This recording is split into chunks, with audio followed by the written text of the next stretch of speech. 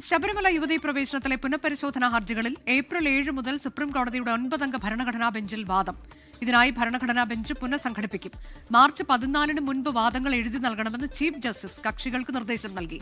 പുനഃപരിശോധനാ ഹർജികളെ കേന്ദ്രം പിന്തുണച്ചു. ഹർജികളെ ഇതുവരെ എതിർത്തുവെന്ന് കേരളത്തിന്റെ അഭിഭാഷകൻ കോടതിയെ അറിയിച്ചു.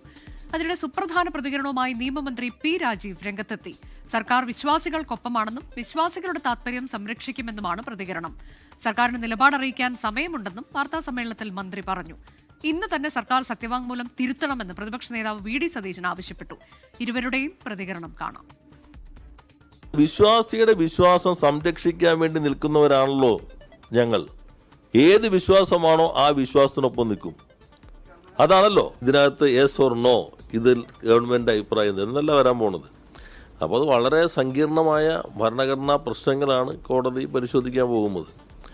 അപ്പോൾ അത് നല്ല അവധാനതയോടുകൂടി തന്നെ പരിശോധിച്ച് ചർച്ച ചെയ്ത് ഒരു നിലപാട് രൂപപ്പെടുത്തേണ്ടതുണ്ട്. ഇതൊരു ഒബ്ജക്റ്റീവ് ടൈപ്പ് ചോദ്യമല്ലല്ലോ, 1 മിനിറ്റ് കൊണ്ട് പരിഹാരം കാണാവുന്ന ഒരു സംഗതിയല്ലല്ലോ ഇത്.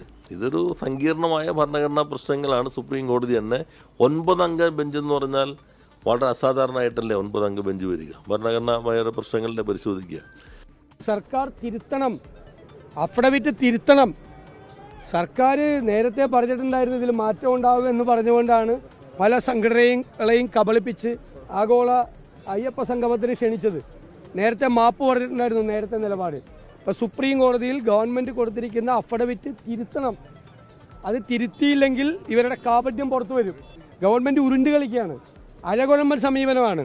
ഇന്ന് വരുമ്പോൾ അത് പറയണം, ഞങ്ങൾ തിരുത്താൻ പോകുന്നു, ഞങ്ങൾ തിരുത്തി അഫിഡവിറ്റ് ഇന്ന് കൊടുക്കാം.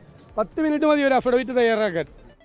ലോകത്തെവിടെയായാലും ഏത് സമയത്തും 24 വാർത്തകളും ഓഗ്മെന്റഡ് റിയാലിറ്റി പാക്കേജുകളും എക്സ്പ്ലെയിനറുകളും വിശദമായി കാണാൻ ഞങ്ങളുടെ യൂട്യൂബ് ചാനൽ നിങ്ങൾക്ക് സബ്സ്ക്രൈബ് ചെയ്യാം.